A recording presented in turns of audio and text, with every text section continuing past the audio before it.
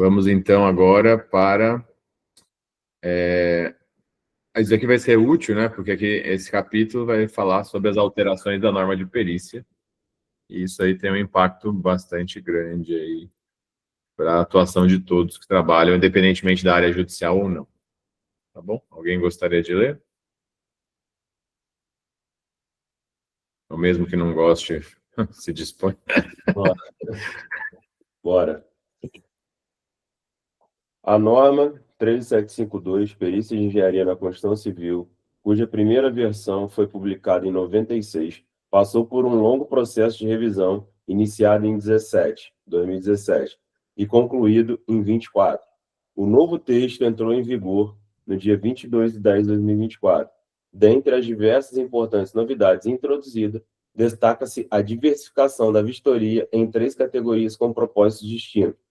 Conceitualmente, vistoria é definida como espécie de perícia que pode ter como objetivo a constatação de fatos, análise comparativa de conformidade ou desenvolvimento do método investigativo e analítico fundamentado que permita a apuração de causas e consequências.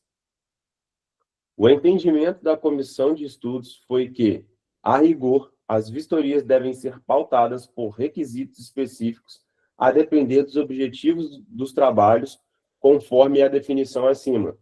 E, nesse sentido, foi entendido como sendo mais adequado classificar essa modalidade de perícia em vistoria de constatação, vistoria de análise comparativa, de conformidade, vistoria de análise de causalidade. Assim sendo, além dos requisitos gerais e dos requisitos essenciais que devem ser atendidos por qualquer que seja a espécie da perícia, ver itens 7.1 e 7.2 da norma, o profissional deve observar condições próprias, ver item 7.3, em consonância com o que será exposto a seguir. Vistoria de constatação. Constatação de fatos ou situações com descrição minuciosa dos elementos que os constituem. Pode ter o propósito de caracterizar tipologia, estado de conservação, padrão construtivo, idade, anomalias, manifestações patológicas, falhas, avanço físico de uma obra ou características. Não há determinação de causas, responsabilidades e soluções. A ideia é que, nesse tipo de perícia, seja apresentado um retrato fiel do objeto, sem que seja emitido qualquer juízo de valor a respeito da situação constatada, conforme bem define a locução latina ad perpetuum rei memoriam. Nem sabia que eu falava em latim. Busca-se apenas e tão somente perpetuar a memória. Com base nesse direcionamento, é relativamente comum a tendência de restringir o laudo de vistoria de constatação a um relatório fotográfico, o que é absolutamente equivocado, até que se refira a esses trabalhos, como laudos fotográficos, designação incorreta e inexistente na literatura técnica.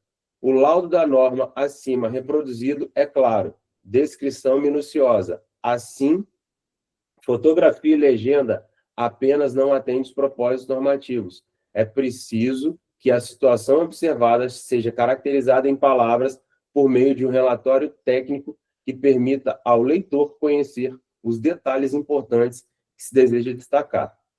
As vistorias cautelares de vizinhança constituem um bom exemplo dessa espécie de vistoria. Nesses trabalhos, a intenção é retratar o imóvel ou bem vistoriado com o intuito de produzir uma referência fiel do seu estado físico em uma determinada data, conforme definido no item 73321, 7324 da 13752, abaixo reproduzidos. A vistoria cautelar de vizinhança é uma modalidade da vistoria de constatação, que objetiva perpetuar a memória visando identificar anomalias, manifestações patológicas e falhas, caracterizar tipo, estado de conservação, padrão construtivo, idade ou outras características importantes em edificações e benfeitorias pré-determinadas na área de influência da obra. 73324. O desenvolvimento desse tipo de trabalho deve atender às seguintes etapas: identificação da tipologia do bem, como, por exemplo, lote, arruamento, casa, edifício multifamiliar, edifício comercial. Levantamento das características construtivas, como, por exemplo, estrutura.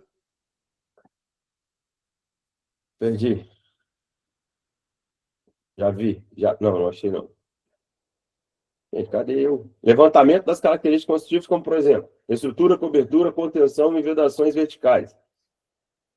Determinação do estado de conservação do bem com suas características físicas em um determinado instante em decorrência da sua utilização e da manutenção a que foi submetido, com identificação de eventuais anomalias, falhas, manifestações patológicas e suas respectivas localizações.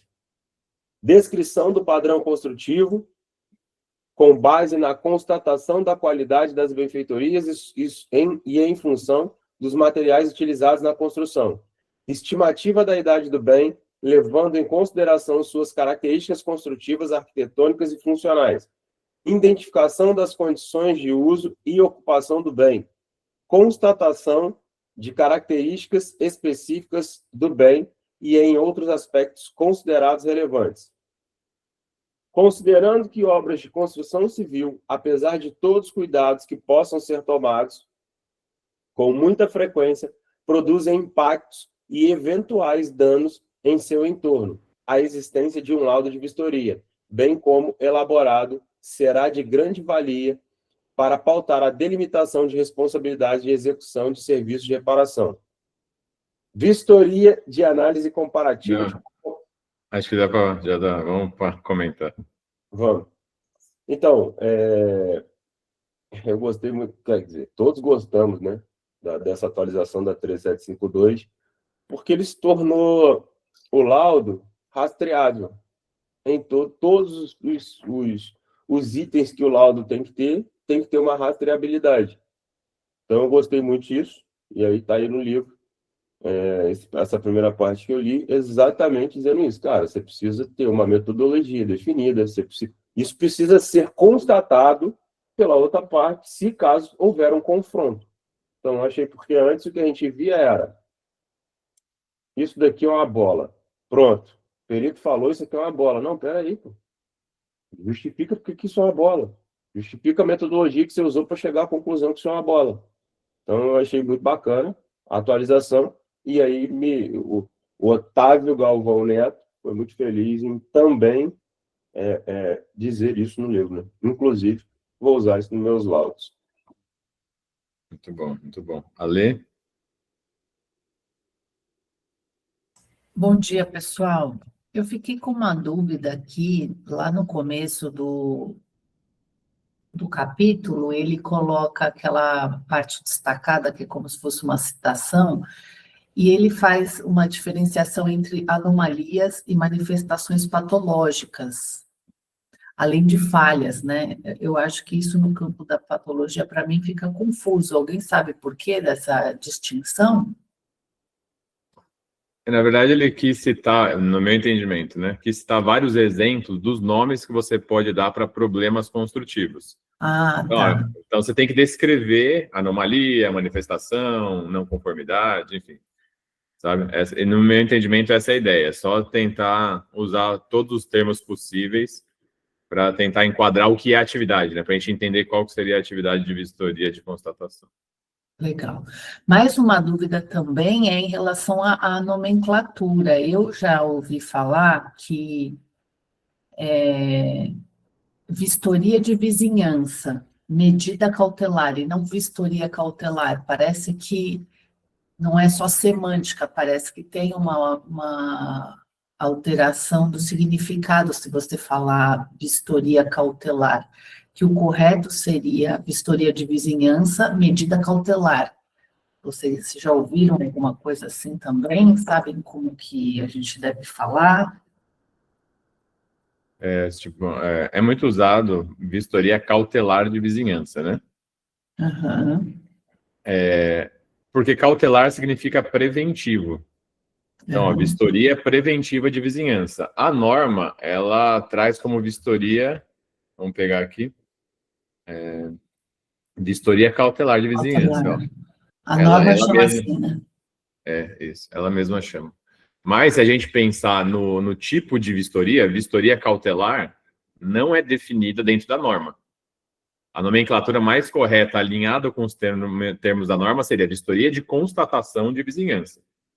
Porque a norma traz o conceito de vistoria de constatação e outros tipos de vistoria. Ela não traz a definição de vistoria cautelar. Então, provavelmente isso aqui é um equívoco, né? Porque a pessoa que estava redigindo usou o linguajar usual do mercado para escrever. E não exatamente o que estava inserido dentro do universo trazido pela norma. Então, o ideal seria a vistoria de constatação de vizinhança, medida cautelar. Porque é uma medida preventiva, né? Ela é feita antes do início da obra, que vai possivelmente gerar impacto na vizinhança. Assim, qualquer trabalho pode ser cautelar. Eu posso fazer um diagnóstico cautelar. Né? Então, acho que o termo cautelar, ele teria que ser inserido dentro do termo correto. Então, vistoria de constatação cautelar de vizinhança, se você quiser usar o termo cautelar, né? Ou tira o cautelar e só põe vistoria de constatação de vizinhança, ou uso da norma, né? Enfim, não tem uma regra, acho que seriam variações que não tem muita importância, sabe? Todas significam a mesma coisa. A nossa linguagem é isso, né? Ela é muito polissemântica, né? Tem muitas variações possíveis aí de termos. Legal, obrigada. Nada. Aqui, o Wellington, a Lê não comentaram, mas aqui tem um impacto muito grande, que é, assim, principalmente entra em conflito, né, com o que a gente entendia que vistoria por si só era a constatação, né? Essa questão pegou um pouco, porque agora a vistoria é uma espécie de perícia. Então, se você estiver fazendo qualquer tipo de análise, né, em edificações, você tem que chamar de vistoria. Então, o que antes a gente só chamava de vistoria, agora é vistoria de constatação. O que a gente antes chamava de auditoria virou um nome muito longo, né? Eu continuo chamando de auditoria, mas é uma vistoria de análise comparativa de conformidade. E o diagnóstico nosso, que a gente chamava de diagnóstico, a norma chama de vistoria de análise de causalidade. O nome virou a definição, praticamente, né? Se a gente parar para pensar. Então, é autoexplicativo os termos. Tá bom? Então, só gostaria de ressaltar isso. Talvez, para quem não conheça, fique mais fácil de compreender o que é, né? Mas, enfim, nem todos gostaram disso. Oi, Amy. Nesse último capítulo aí foi falado de causalidade, e lá em cima, onde eu li, foi falado de casualidade. Tem uma diferença entre eles?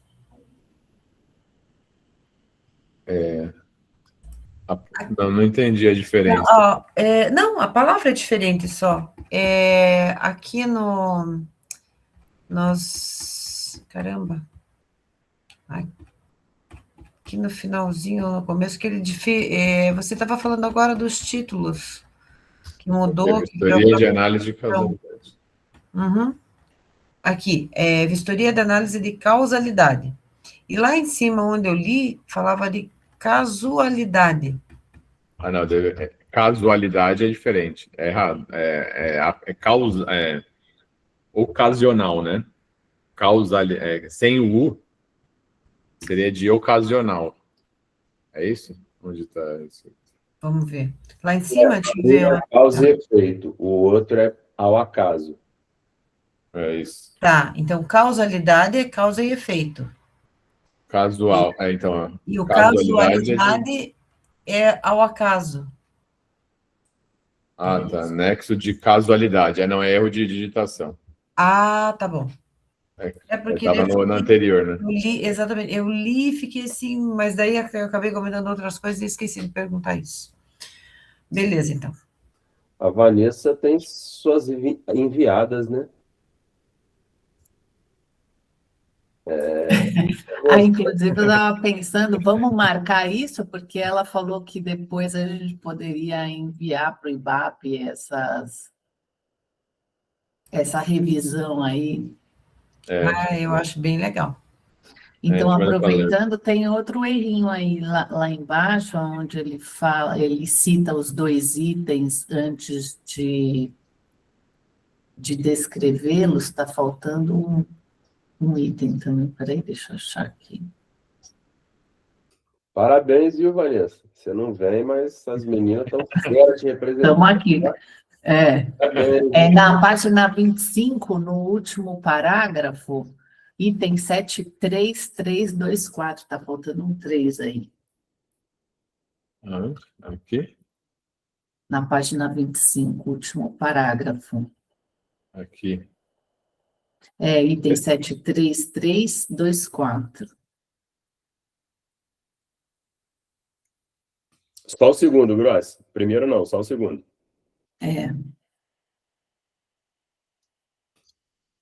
Oi? Não. Volta ali onde você estava mesmo. Ali onde você estava. Aí, ó. É só o 7324. O 73321 tá certo. A gente está supondo isso, né? Não, embaixo ele coloca o 73324. Ah, tá. Entendi. Ótimo. Sim. Entendi agora. Tá faltando, realmente. Muito bom. Oi, Flávia, levantou a mão? Levantei sim, só para fazer um manifesto, tá, Wellington? Para caso você fique ciente. Ela se reúne às 4, viu? Anne, Débora, Valéria e Vanessa, tá? É aula particular das 4, por isso que eu estou assim, tão afiadinhas. Panela só é ruim para quem está fora, minha filha. Né, não?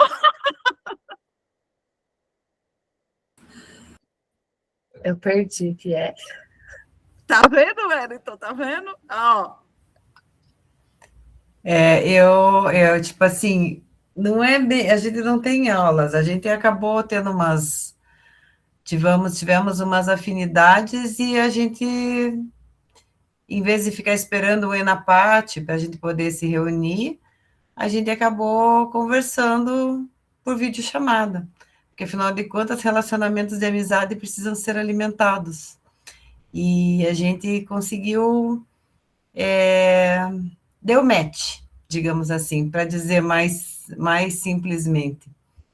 E muito fofas vocês também. Mas olha, a gente não nem conversa muito de nada de norma, de patologia, a gente quer mais saber das nossas vidas, e cabelo, e dica de unha, e não sei o quê, e suplementação, e tá treinando, não tá treinando? Magnésio. E magnésio, essas coisas. Mas acaba rolando os Muito dates. maravilhoso, né? Até falei para a Débora uma vez que a minha filha, ela mantém um relacionamento com o namorado dela há 8 anos e eles se veem a cada alguns meses. Então, não é possível que um relacionamento de amizade também não possa ser cultivado via eletrônica, né? E eu acho que isso é muito, muito legal. Então, é isso. A gente faz isso. A gente tem também um grupo de amigas de 22 amigas, e a gente tem delas que está na Austrália e tudo, a gente também faz isso. É muito bacana. A gente chama de terapia, Anne. Não deixa de ser. É uma também. Importante, muito importante. Muito bom. Marcos, a Pamela está esperando aceitar. Eu sei que já está acabando, mas ela estava em deslocamento. Não, mas não está na lista aqui. Eu liberei todo mundo. A não ser que ela já entrou. Não, A Pamela já está aqui, ó. Tá aí, ó. Tá. Acordando esse povo para participar. Muito bom. Vamos fazer o grande finale? É curtinho, acho. Dá para a gente fazer até o nosso final. O que vocês acham? Vamos fazer? Vistoria de análise comparativa de conformidade? Bora. Constatação de fatos ou situações com descrição minuciosa dos elementos que os constituem, com o propósito de verificar o atendimento a requisitos e padrões estabelecidos em projeto, memoriais descritivos, normas técnicas, legislações pertinentes, manuais técnicos e outros documentos desenvolvidos por fabricantes e prestadores de serviços, boletins técnicos de produto e procedimentos, dados de fabricantes de produtos, sistemas, equipamentos, máquinas, contratos e material promocional publicitário. Preambularmente, o item 73331 da norma, que vai abaixo reproduzido, define que os requisitos que devem ser atendidos na vistoria de análise comparativa de conformidade estão relacionados à comparação do objeto da perícia com os padrões especificados. O que busca nessa modalidade de vistoria é verificar a existência de uma relação de correspondência que pode estar associada a uma análise de regularidade ou do cumprimento de obrigações assumidas. Dentre os trabalhos mais comuns, habitualmente demandados com esta finalidade, estão as vistorias de obras não concluídas, 7335, e as vistorias de entrega e recebimento de obra, 7336. O primeiro caso, destaca-se que a condição de não conclusão não constitui aspecto controverso e a perícia deve atender os seguintes requisitos. 73352. As vistorias de obras não concluídas têm como objetivo caracterização do estado ou estágio físico do objeto, na data da vistoria, em especial com o intuito de identificar o avanço físico ou contratual, bem como eventuais anomalias, falhas, manifestações patológicas e não conformidades. 73353. Para a identificação do avanço físico, devem ser quantificados os serviços executados e, por comparação com o orçamento contratual, aferir-se o percentual de cumprimento do escopo compactuado. 73354. Para identificação do avanço físico, devem ser também identificados insumos não incorporados em instalações acessórias, observadas as respectivas condições da integridade física, quando cabível. Trabalhos dessa natureza são muito importantes e devem ser bastante detalhados, porque, em regra, a paralisação de uma obra é condição decorrente de impasse entre as partes contratantes. E, neste cenário, a instauração de uma disputa é praticamente certa. O laudo produzido em tais circunstâncias deve conter informações que possam subsidiar adequadamente inevitáveis desdobramentos e discussões sobre responsabilidade técnica, avanço físico X, avanço físico versus avanço financeiro, e a eventual necessidade da realização de retrabalhos. Por essas razões, os detalhes assumem especial relevância e podem assumir proporções que extrapolam as constatações feitas em campo, como destaca o texto normativo. 73355. Os requisitos que podem subsidiar o desenvolvimento da perícia estão relacionados à coleta de informações e documentos como projetos, contratos e aditivos, memoriais descritivos, cronogramas, orçamentos e medições, realização de prospecções, realização de levantamentos métricos ou topográficos, realização de testes e ensaios. Os demais requisitos a serem atendidos estão discriminados nos itens 73356, 73357 da norma. As vistorias de entrega e recebimento de obra entram na rotina de incorporadores e construtores já há um bom tempo, e, segundo a norma, tem o seguinte foco. 73361. A vistoria de entrega e recebimento da obra tem como objetivo a constatação de fatos, com o propósito de verificar o atendimento a requisitos e padrões estabelecidos, identificação e caracterização de anomalias, falhas, manifestações patológicas e não conformidade na data da vistoria. Tanto aquele que entrega quanto o que recebe a obra tem interesse em verificar se o produto realizado atende às condições avançadas e à boa-fé técnica construtiva. Com esse intuito, a 13752 apresenta os requisitos mínimos que devem ser cumpridos na elaboração de trabalhos dessa natureza nos itens 73362 e 73367, cabendo destaque para os seguintes aspectos.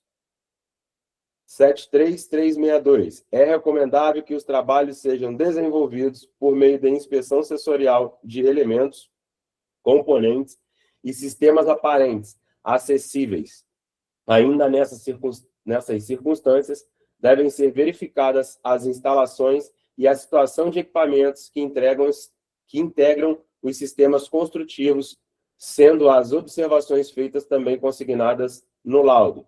73363. As anomalias, falhas, manifestações patológicas e conformidades detectadas devem ser caracterizadas por meio de registros fundamentados, ilustrados sempre que possível, inclusive quanto à localização de extensão, com o intuito de possibilitar uma fácil identificação.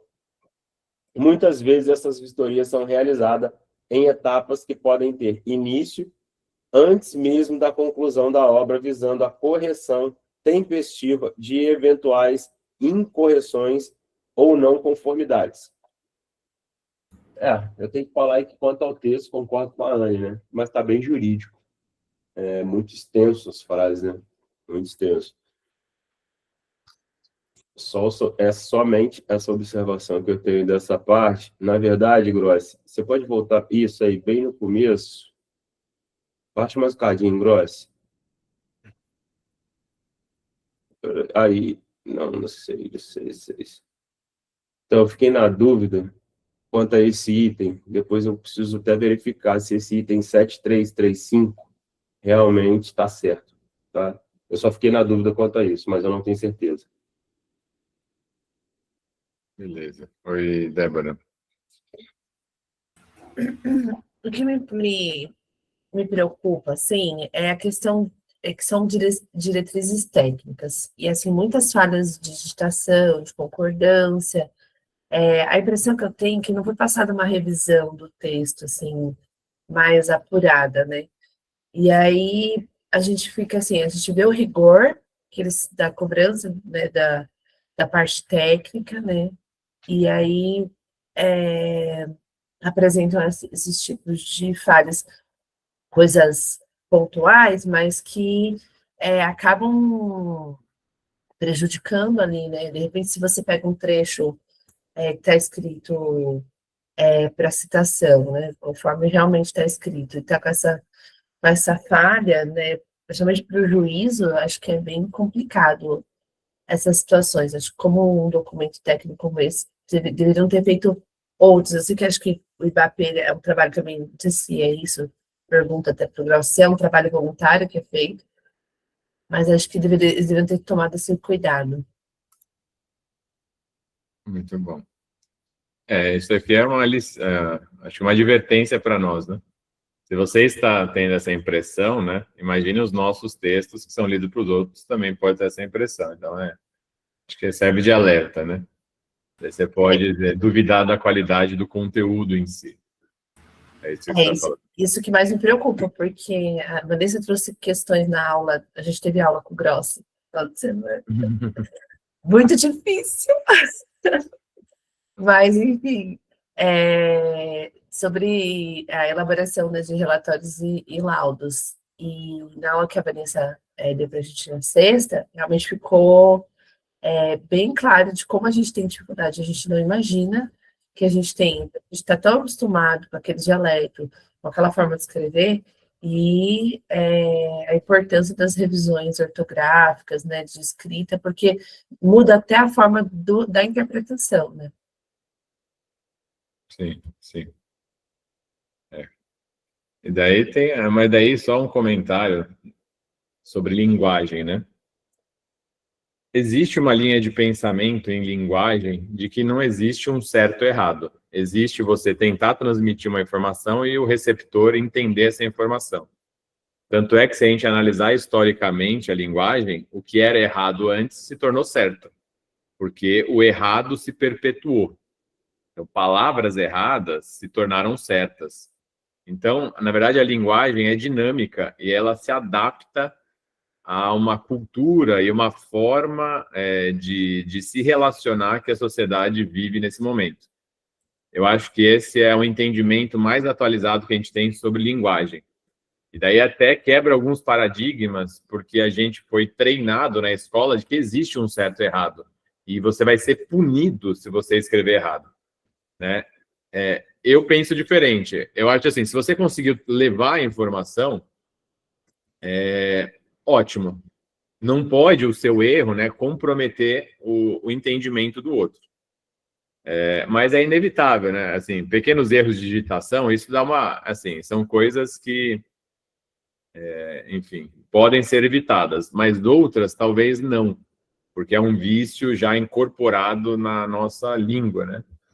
Então, questões de concordância, omissões de artigo, enfim, isso eu entendo que pode ser essa mudança da forma da gente se expressar, que parece que está piorando a nossa língua, né? Mas aí, esse de piorar ou melhorar é relativo também, tá bom? Só um comentário, e tem uns vídeos bem bons no YouTube explicando essa questão da linguagem. Eu não lembro o termo técnico sobre isso. Oi, Rose.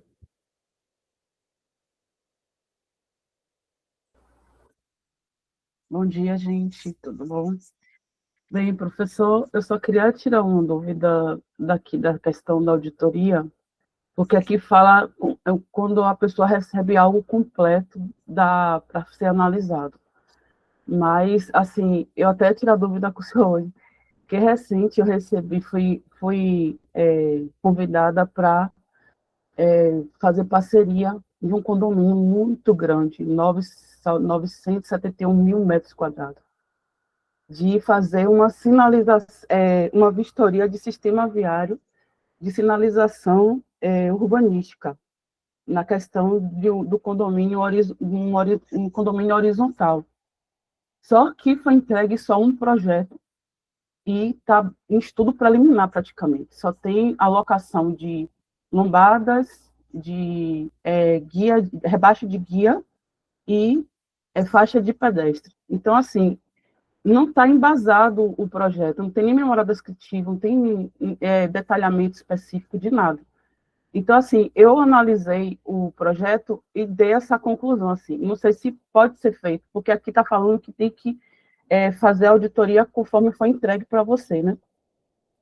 Mas só que a gente tem a responsabilidade técnica da questão de informações mais plausível do que o que foi entregue. Como está insuficiente o projeto, eu pensei nessa análise de pegar o projeto, fazer um comparativo com o existente e depois fazer minha conclusão. Só que a conclusão eu vou ter que praticamente fazer um estudo preliminar de tudo que é para ser feito, entendeu? Para eles depois contratar uma pessoa para fazer o projeto executivo, porque não foi entregue. Aí eu não sei se eu estou certa ou só me balizo só do que foi entregue e questionar ali aquela posição que está ali, porque está faltando muita coisa no que foi entregue, entendeu? E a responsabilidade é grande, porque é muita coisa para ser vista, eles não fizeram. Nem projeto de viabilidade, da acessibilidade, não fizeram projeto também de placas. E está errado, entendeu? O projeto que foi entregue está errado, porque a guia de rebaixo eles botaram só fora da faixa de pedestre e botou exagerado, coisas até de botar lombada e curva. Então, assim, faixa de pedestre em curva também, a pessoa copiou um pouco que está no existente, né? Assim, infelizmente, professor, eu soube que foi aprovado pela prefeitura, mas só que o condomínio está questionando, porque tem muita quantidade de lombada, muita quantidade de faixa, por questão financeira, provavelmente, ou eles acharam exageradamente o excesso, eles procuraram um profissional que foi um engenheiro que faz parte da Cidade Pátio também, e me convidou para fazer junto com ele essa parceria, entendeu? Sim. Daí você tem que investir. Validar, entendeu?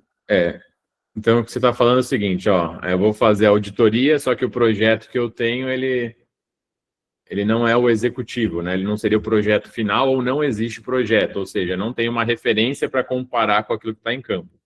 É isso, né? Isso. Daí você não faz um sentido você fazer um projeto para ele ser de referência para você vistoriar. O que a gente faz nesses casos? Você vai declarar isso, né? Ó, porque assim, a auditoria, ela não é só em campo, ela também é documental. Então, a partir do momento que você está analisando os projetos, ó, aqui está faltando o projeto mais atualizado, seja porque ele não existe, seja porque não foi entregue, né? Sendo que é obrigatório entregar. Então, é uma não conformidade relativa a esse item. E daí, na inspeção em campo, você pode usar as normas técnicas como referência para achar não conformidade. Então, você não tem o projeto, mas você tem a norma. A norma traz alguma diretriz que você consegue ver em campo. Ah, então faltou acessibilidade, sei lá, essa via que tá, a largura dela está com suspeita pela estimativa de fluxo de carro que vai ter aqui, enfim. Tá bom? E é a mesma coisa, você poderia estar analisando o projeto e achar erros no projeto. Então, na análise documental, ó, o projeto está errado. O campo está igual ao projeto, só que o projeto está errado. Então, logo, o campo está errado. Tá? Então, dá para você fazer essa... Então, eu posso indicar tudo que precisa ter nesse projeto, no caso. Eu pegar as normas e colocar isso no laudo, no caso. No laudo, não, no parecer técnico. Do que falta, porque falta muita coisa. Eu posso destrinchar como se fosse um estudo preliminar para entregar para o condomínio, porque senão vai ficar muito vazio eu chegar, pegar o projeto e identificar os erros que estão ali e pronto, entendeu? Não tem como eu entregar assim. O objetivo final do trabalho é saber se o bem, ali o imóvel que está sendo entregue, se ele está adequado ou não, né? Se ele está conforme ou não. Sim, independentemente de projeto, né? O projeto, ele pode ser uma base de referência, mas ele não é a verdade absoluta. Então, é melhor, acima de tudo, em qualquer trabalho desse, é você não se apegar muito ao projeto. Se apegue à literatura técnica, né? Então, independentemente do projeto, só que daí você tem uma limitação. Algumas coisas que o projeto pode trazer são dimensionamentos. E daí isso não vai estar em... Você não vai, na auditoria, fazer o dimensionamento para ver se está certo ou errado. Mas se você pegar até meu livro de inspeção e recebimento de obra, o que a gente pode fazer? A gente tem ordem de grandeza. Então, por exemplo, estou vendo a quantidade de casas que tem no lote. E estou vendo uma rua estreita, que passa só uma lambreta. Alguma coisa está errada. Eu não preciso fazer um cálculo de dimensionamento para ver que aquilo está errado. Eu levanto ali como uma suspeita, sabe? É que aqui na norma eles não falam em suspeita, né? Que eu chamo no livro de anomalia potencial. Que eu não sei se é certo ou errado, mas existem indícios que estão me mostrando que alguma coisa pode estar errada. E é isso que a gente faz. Como a gente tem pouco acesso à informação e o nosso escopo é limitado em termos de análise, a gente vê não conformidades, mas a gente também vê coisas que são potenciais não conformidades. Tudo bem? Então, não precisa fazer todo um projeto para você analisar, né? Você ali, com os indícios de sensoriais que você tem, você identifica isso. E daí, assim, um cenário é você inspecionar uma edificação com projeto e outra sem projeto. A que tem projeto, o seu nível de desconfiança é baixo. Tem projeto, está tudo bonitinho, você desconfia pouco da qualidade. Numa obra que já tem um monte de não conformidade documental, você desconfia mais da conformidade. Daí você acaba sendo mais rigoroso em campo. Vai pegar mais detalhes, tá? Então, é uma outra coisa que você pode usar como parâmetro. Ótimo. Me aliviou mais, ok? Eu estava vendo só o projeto, tomei um susto, assim, professor, porque até o susto também é questão do trabalho que eu vou ter, né? Mas vamos enfrentar isso, nós temos que fazer acontecer. Obrigada. Nada. Vamos iniciar, então, a sessão 3 sobre vistoria de análise de causalidade. Quem estaria disposto, então, a começar a nossa leitura de hoje? Vamos lá, eu posso começar. Muito obrigado, Valdeir.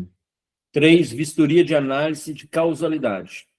Constatação de fatos ou situações com descrição minuciosa dos elementos que constituem, por meio de método investigativo, tecnicamente fundamentado, que permita analisar a existência ou inexistência de possíveis nexos causais.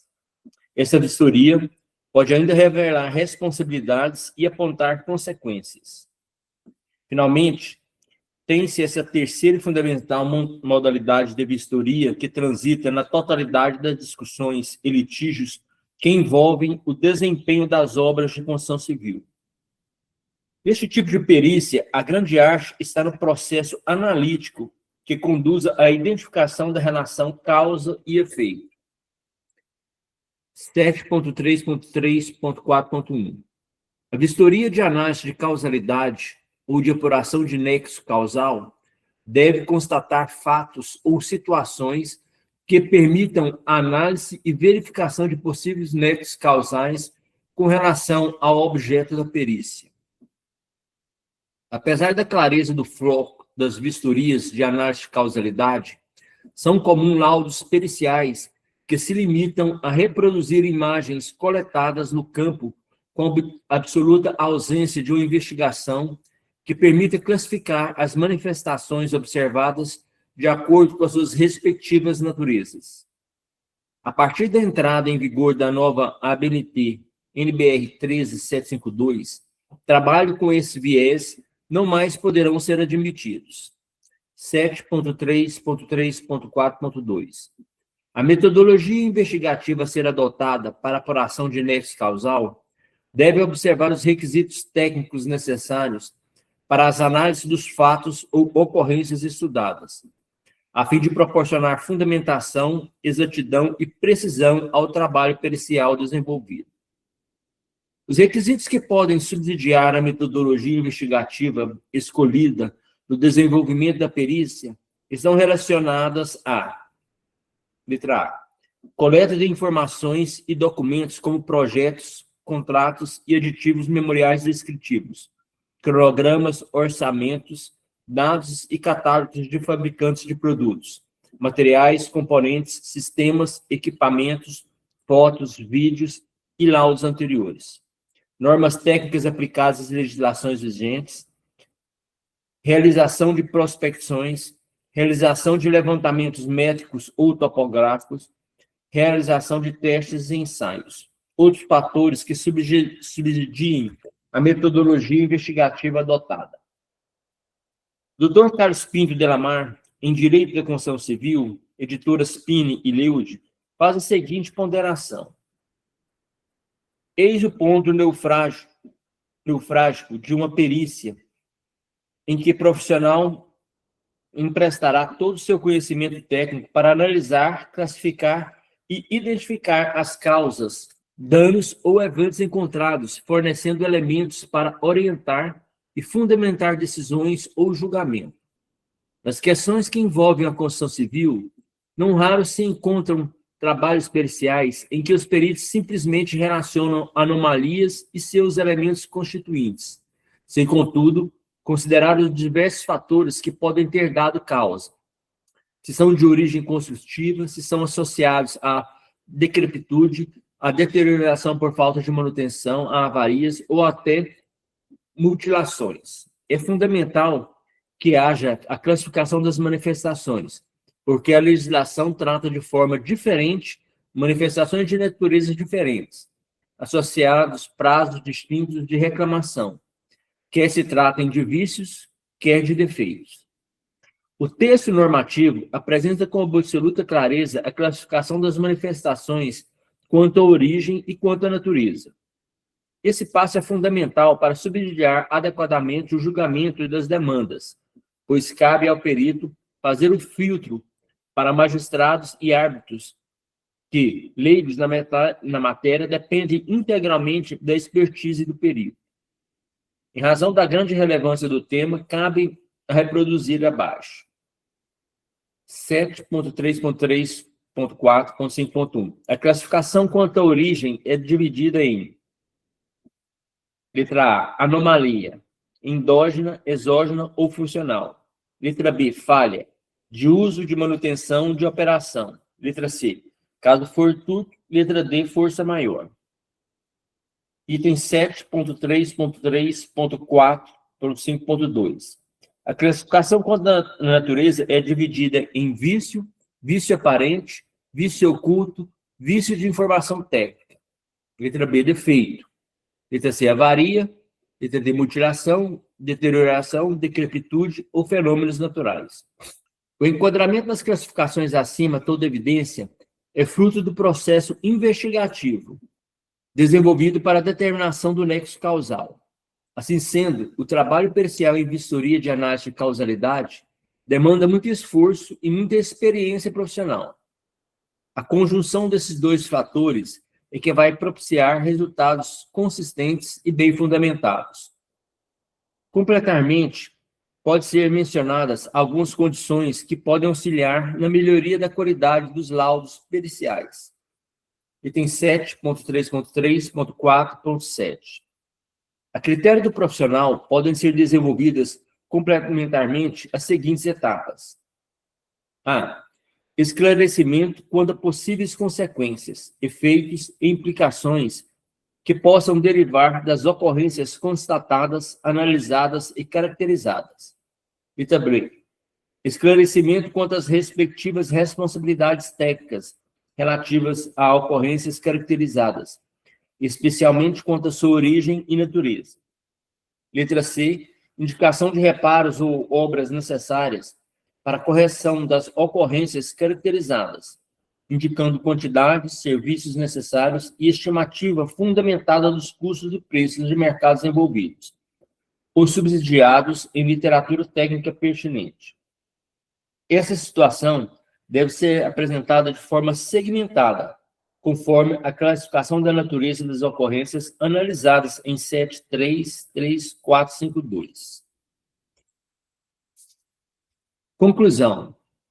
A nova norma da ABNT NBR 13752, Perícias de Engenharia na Construção Civil, que entrou em vigor em outubro de 2024, apresenta uma gama de requisitos muito rica que, observada na íntegra, conduzirá à melhoria da qualidade das vistorias, propiciando também a melhoria das decisões que venham a se apoiar nesses trabalhos periciais. Otávio Galvão Neto, engenheiro civil, sócio do escritório Contato Consultores Associados, exerce atividades nas áreas de avaliações de perícia desde 1988. Foi presidente e é conselheiro vitalício do IBAP São Paulo, do IBAP, Entidade Federativa Nacional, e da UPVAP, coordenador da comissão de estudos que elaborou e faz revisão da norma da ABNT NBR 14653, avaliação de bens, e da comissão que elabora a norma de desapropriação do IBAP São Paulo. Certificado em Engenharia de Avaliações pelo IBAP Nacional, em nível AAA. É autor e coautor de diversos artigos e publicações. Fellow of the Royal Institution of Chartered Surveyors, RICS. Bom, aí esse texto fala, né? Ele descreve aí como deve ser essa análise de causalidade, né? Da mesma forma que ele coloca que muitas vezes essa análise ela é muito superficial, né? O pessoal não aprofunda tecnicamente em busca do nexo causal aí. Muito bom. Obrigado, Valderi. Alguém mais gostaria de comentar?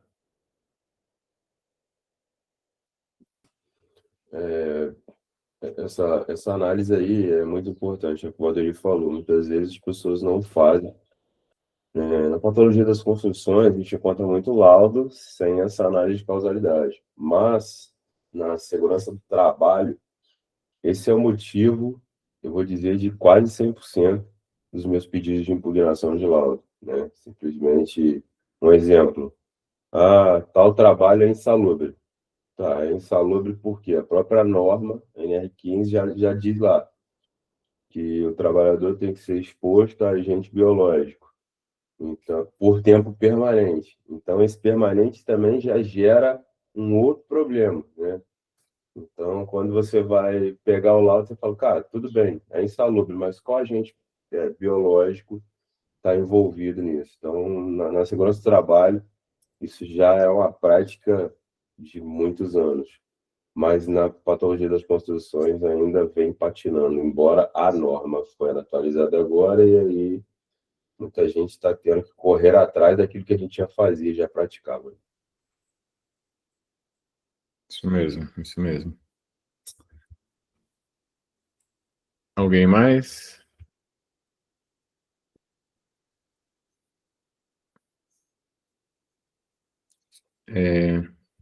Bom, eu destaquei algumas coisas que eu acho que são pertinentes, né?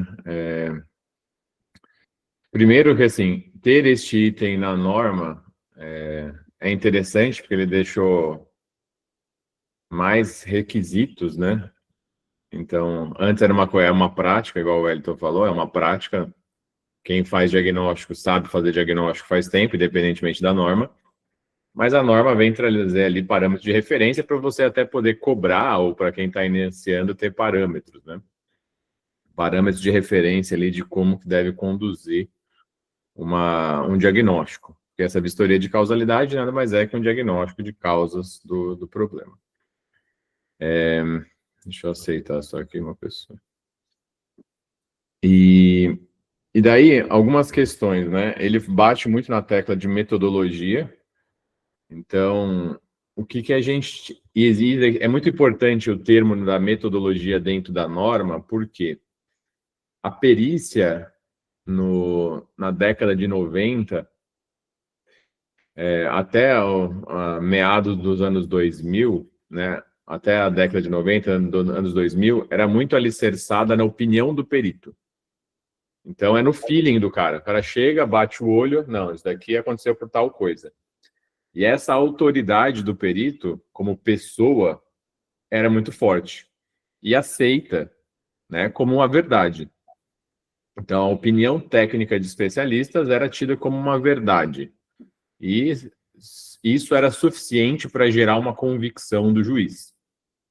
E isso tem mudado, né?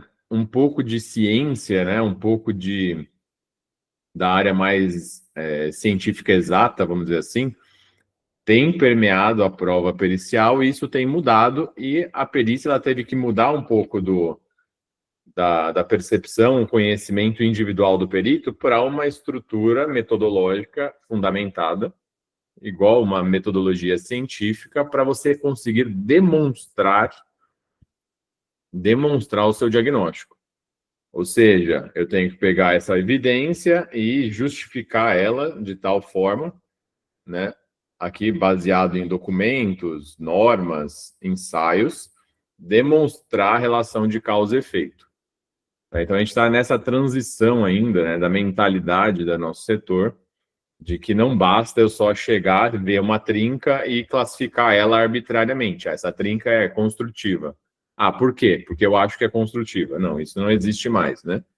E a norma corrobora um pouco esse entendimento, exigindo que seja demonstrado uma metodologia ali, obedecendo requisitos técnicos necessários para ser minimamente exata e precisa, tá? Obviamente que, não sei se alguém aqui já viu um pouco do que eu falo sobre diagnóstico, né?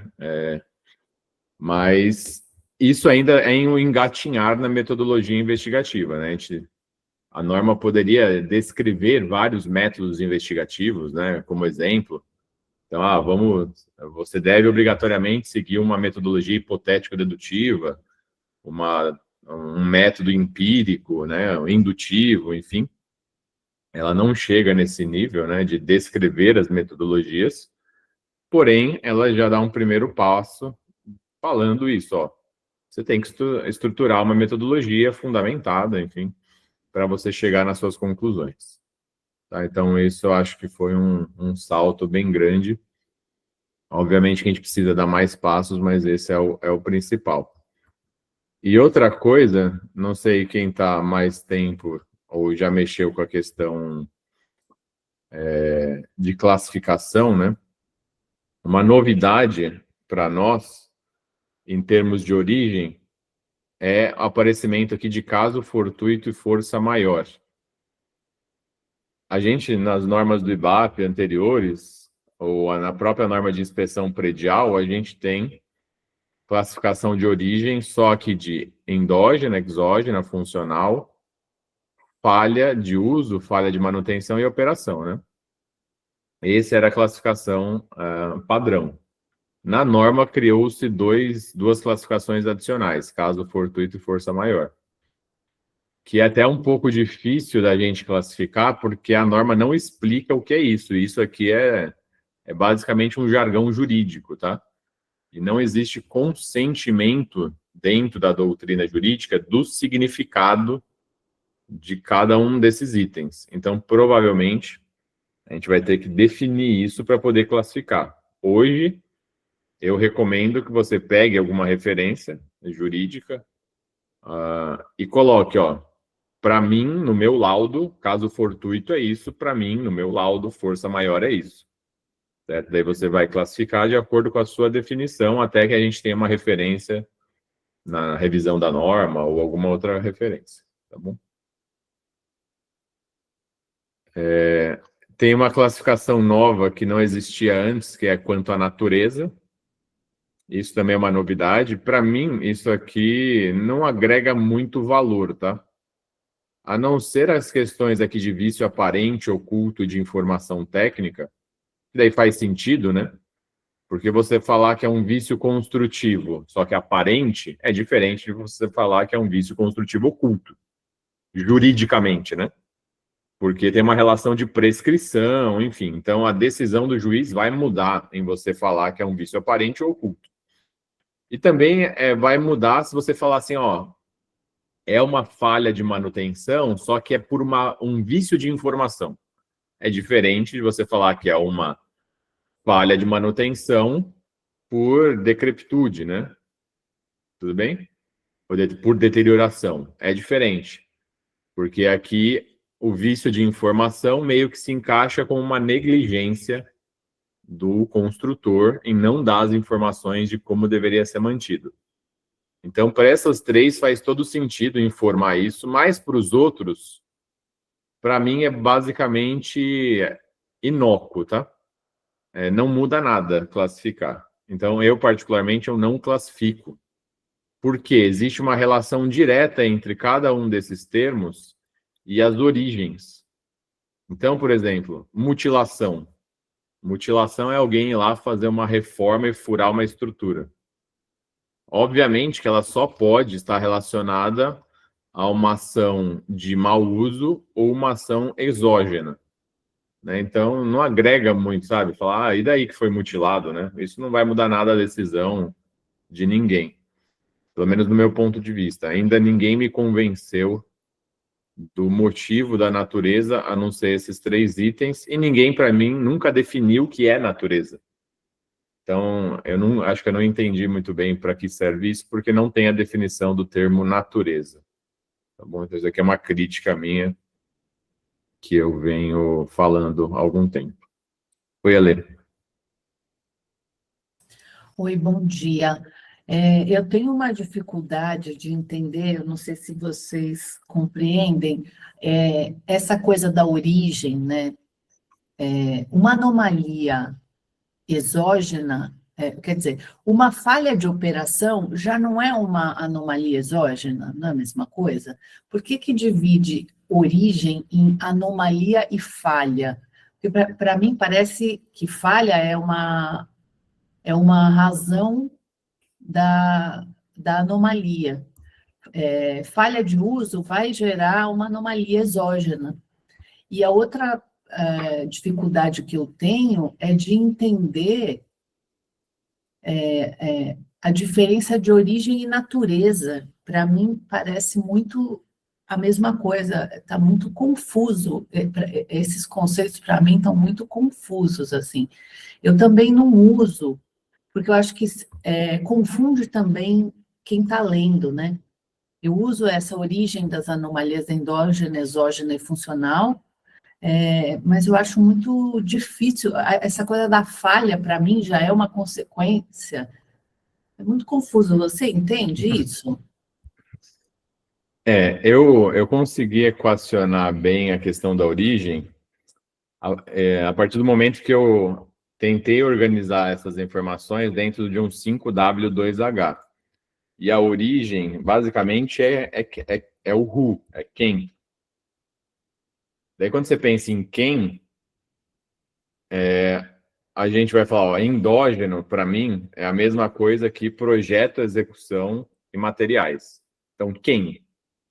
Quem gerou o problema? E daí, quando você usa o termo endógeno, você está se referindo a projetista, executor ou fabricante. Quando você está relacionado a exógeno, é alguma ação externa. E daí você tem toda a razão em falar que uso pode ser exógeno se o seu ponto de vista for quem montou a edificação e quem está usando. Daí, se é um agente externo, né? Pode ser o usuário, pode ser o seu vizinho, pode ser qualquer coisa. Só que eles fazem uma distinção, um subgrupo do exógeno é o próprio usuário, morador. Tá? Porque uma coisa é o próprio morador danificar a sua edificação e uma coisa é o seu vizinho danificar a sua edificação. Então, faz sentido separar exógeno, pensando que é um agente exógeno aos intervenientes, ou os responsáveis, né, os envolvidos com o imóvel. E quem são os envolvidos direto com o imóvel? É quem construiu e quem é o dono, né? E quem é o inquilino, talvez. Esses são os agentes, os intervenientes diretos. Se alguém que está passando na rua vai lá e danifica, tá com uma pedra, ele é um agente externo a essa relação inicial ou óbvia de qualquer edificação. Então, para mim, faz sentido, dentro dessa ótica, né, em transformar a origem em agentes, são as pessoas, as personagens envolvidos, e daí a gente descrever isso dessa forma. O funcional, ele não se encaixa muito nessa lógica, porque o funcional seria a própria edificação colapsar, né? É fim da vida útil. Mas mesmo assim, dá para você encaixar aqui nela como, sei lá, ela mesma está falhando por velhice, e seria aqui uma origem de fim da vida útil, né? E eu não gosto de usar esses nomes, tá? Eu não gosto porque eles não são intuitivos. Se você fica pensando num ciclo de vida da edificação, então, projeto, material, execução, uso, manutenção, exposição ao meio, fim da vida útil, acho que mata essa charada aqui da origem. Não sei se eu te respondi. A natureza, eu particularmente não entendi também o que é. Sim, ficou bem claro. Uhum. Exceto como você falou, caso fortuito e força maior. Eu não sei o que seria força maior no caso de uma edificação, né? O que eu vi das definições jurídicas mais coerentes, porque tem definição jurídica que mistura as coisas ou classifica eles sem uma lógica de engenharia. Então, aquilo que a definição jurídica se encaixa muito com a engenharia, força maior é o seguinte: é um evento previsível, mas é impossível de você impedir. Daí faz sentido, né? Força maior. Então, eu posso... Um tufão, sei lá. Um terremoto, por exemplo. Terremoto, uma guerra.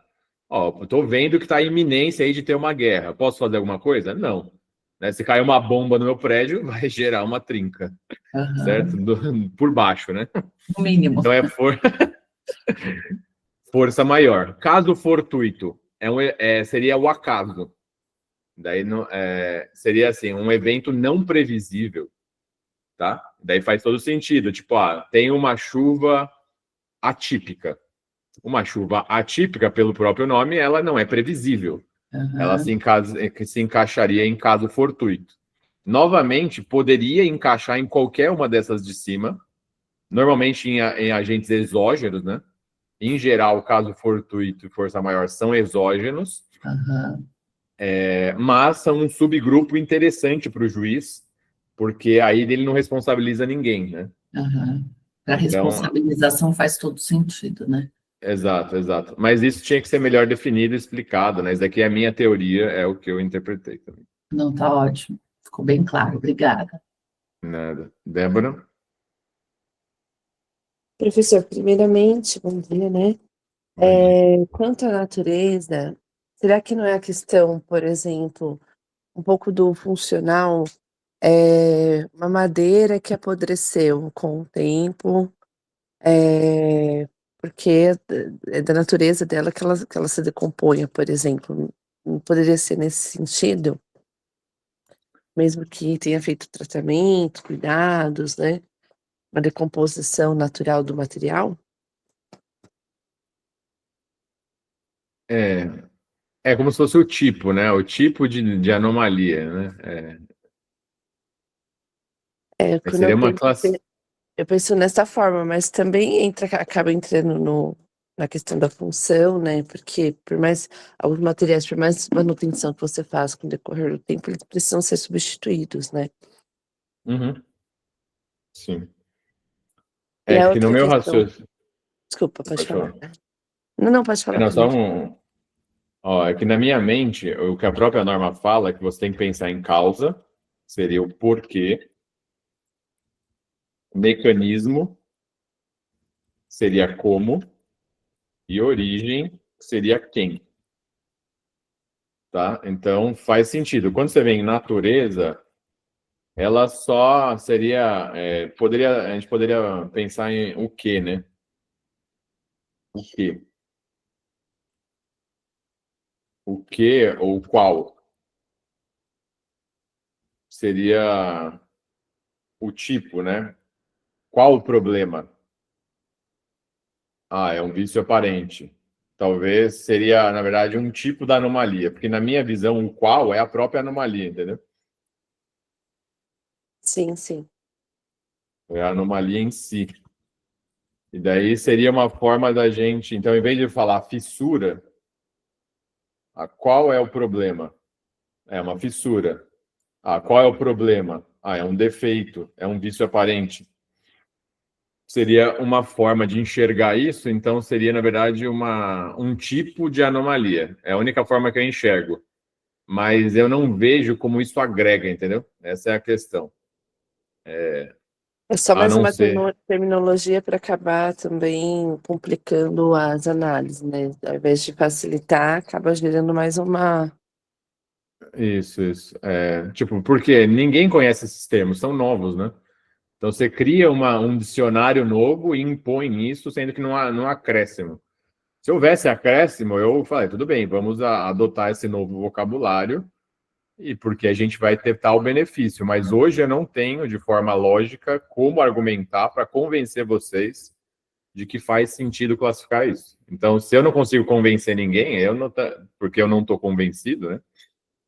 Para mim não faz sentido usar, tá? Esse é meu argumento. Mas, enfim, estou obviamente sempre aberto a ouvir.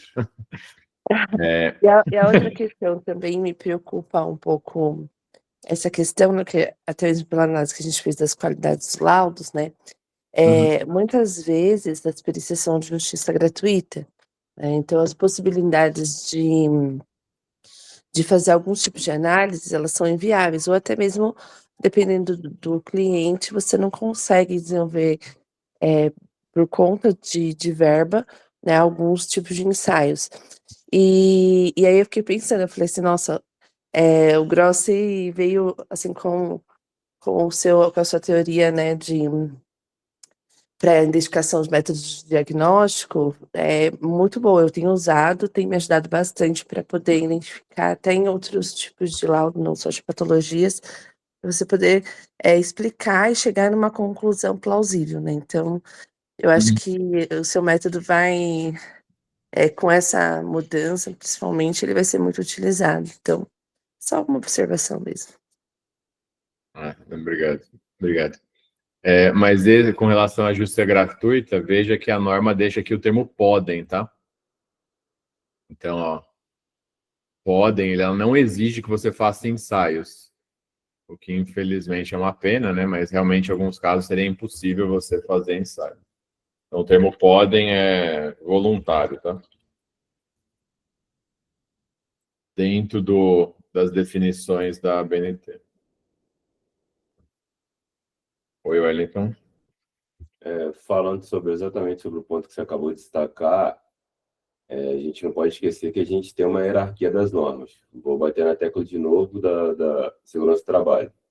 A norma diz podem, lindo, mas a NR15 diz que deve. Então, em específico, a regra é essa, deve, né? A Rosiane colocou no chat aí o uso de artefatos, cara, isso aí, literalmente, eu sou perito no Rio, porque aqui tem artefato todo dia, né? Bala perdida todo dia. Então, caso fortuito, tem todo dia no Rio. Não sei se é tão fortuito assim, né?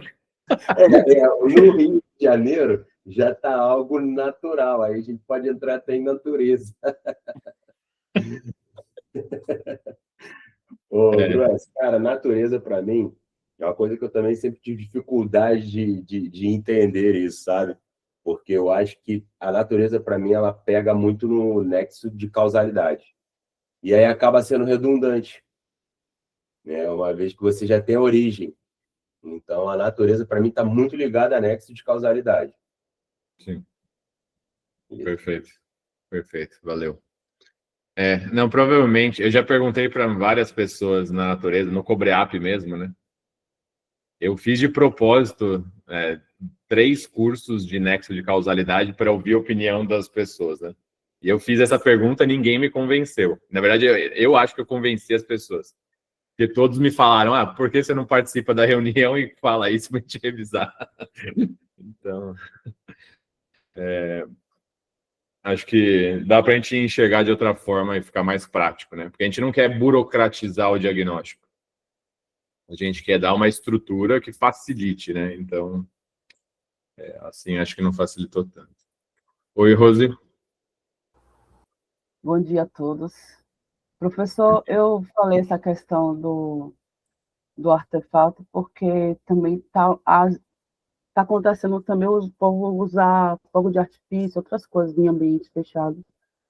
E está tendo muito incêndio, essas coisas. Aí por isso que eu falei que pode causar alguma coisa em relação à perícia, né? Sim, sim. Não, mas é um agente externo, né? O responsável é quem deu o tiro, é quem soltou o balão, é quem soltou o rojão, é a exógena. Não pode classificar como caso fortuito, no caso. Que depende do ponto de vista, né? Se você vai responsabilizar, você consegue responsabilizar essa pessoa. Ele poderia não ter atirado, né? Mas se você está numa guerra, daí já é diferente. É impossível, eu tenho que atirar, né? É uma questão compulsória, né? Então como você encaixa o ponto de vista, você pode mudar um pouco as origens. Então, às vezes, por exemplo, estou falando de reforma. Foi um problema da reforma. A reforma pode ser endógena pelo ponto de vista de que quem executou a reforma é um construtor. Daí, se eu tiver uma briga entre contratante da reforma e a construtora ou a empresa que fez a reforma, pode ser endógena. Se eu estou brigando com a construtora geral do prédio, a reforma é um agente exógeno, né? Ou de uso. Tudo bem? Porque é um mau uso, né? Você fazer uma reforma. Então, depende da ótica, pode ser que as origens mudem um pouco, né? Depende do contexto de agentes envolvidos que você definiu ali na análise de responsabilidade, porque esquece que, basicamente, a origem é achar o responsável, né?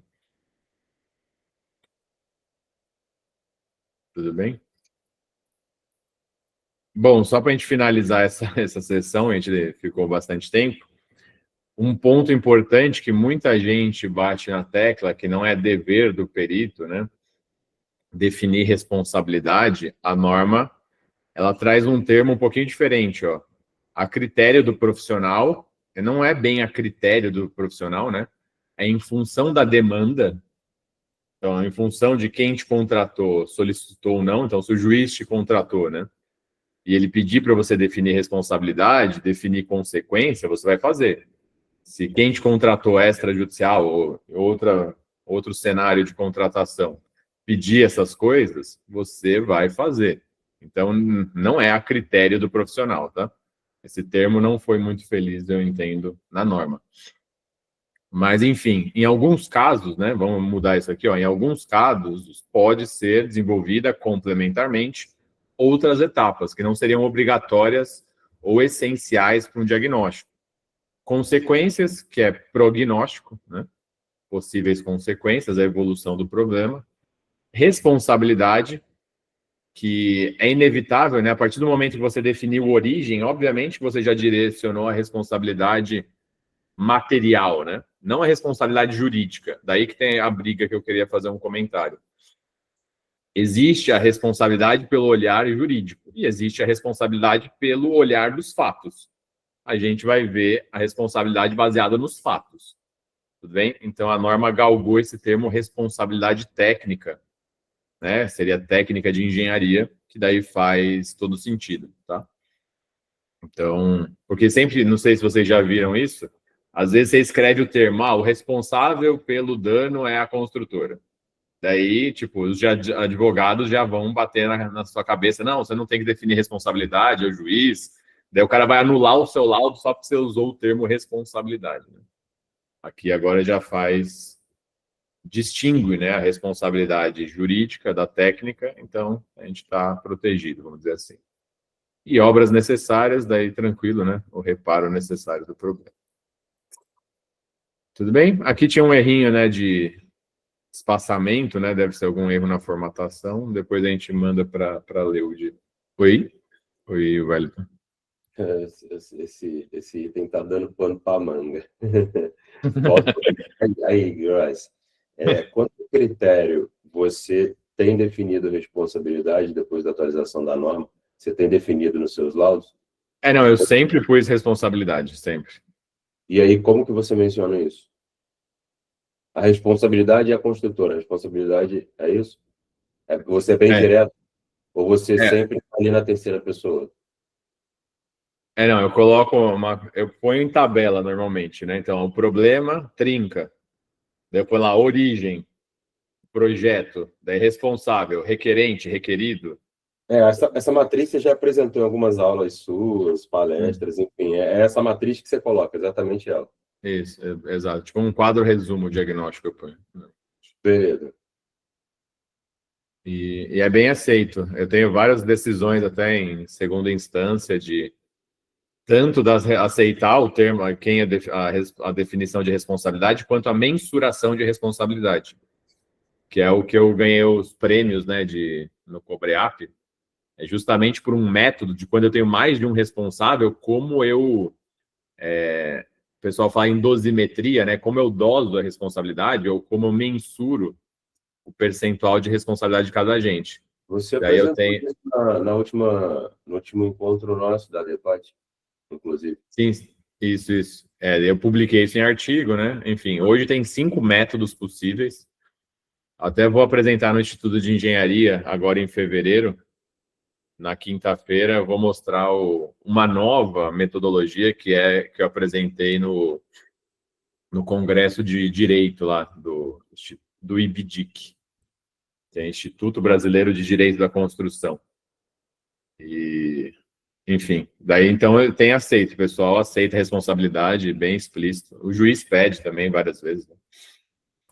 Então, Grossi, depois você pode compartilhar com a gente onde acha o seu artigo, onde ele está publicado? Assim, no ResearchGate, que a gente estava falando lá no grupo, tem todos os meus artigos lá. Então, legal. Daí só clicar lá. Esse último do IBD, que ainda não está publicado oficialmente, então não está lá, né? Eu vou ter que esperar eles publicarem, daí eu subo no ResearchGate.